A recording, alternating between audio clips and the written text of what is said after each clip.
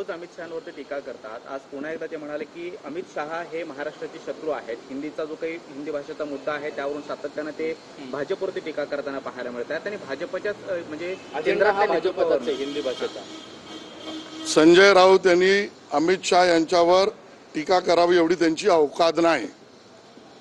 अतिशय थेट स्पष्ट राहता राहिला हिंदी। संजय राऊत तुमचे आका जे आहेत ना काँग्रेस, त्याने त्रिभाषा सूत्री घातली आहे। संजय राऊत तुम्ही ज्यांचे पाय चाटता ना त्या काँग्रेसने हिंदी इम्प्लिमेंटेशन टाकलं आहे।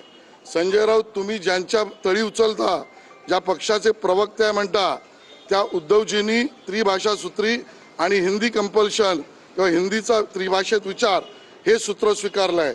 तुम्ही ज्यांची तळी धरता त्या शरद पवारांनी त्यावेळेला याचा विरोध केला नाही। त्यामुळे मराठी भाषेचे दुश्मन हे कोणी असतील तर संजय राऊत तुम्ही, आणि तुम्ही ज्यांची जबाबदारी घेता ती लोक आहेत। बेअक्कलपणाने विधान करणं हे संजय राऊत यांचा स्वभाव आहे। मुद्दा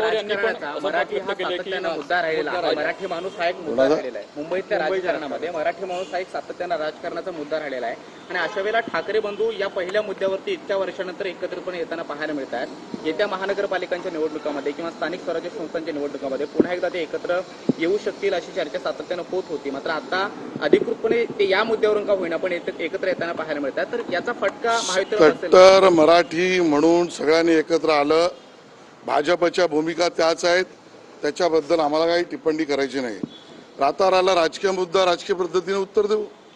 एकनाथ शिंदे शिष्टाई करतील का सरकारच्या वतीने राज ठाकरेंना भेटायला जातील? मला याची माहिती नाही। काल एक कार्यक्रम सर मुंबई मराठी पत्रकार संघात होता आणि त्यावेळेला अनिल देशमुखांनी एक आरोप केला की एका अभिनेत्रीशी संबंध जोडण्यावरून माझ्यावरती आरोप आले।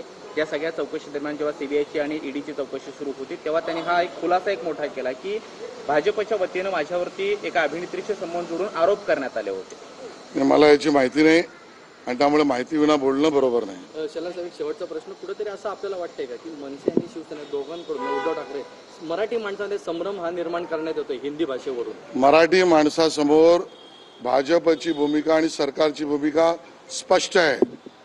मराठी साहित्यिकांसमोर स्पष्ट आहे। मराठीचीच सक्ती आहे, हिंदीची नाही। हिंदी ही पर्यायी ऐच्छिक भाषा आहे, ती काढणं हे भाजपचं मत नाही। त्रिभाषा सूत्रीय विद्यार्थ्यांचं हित आहे।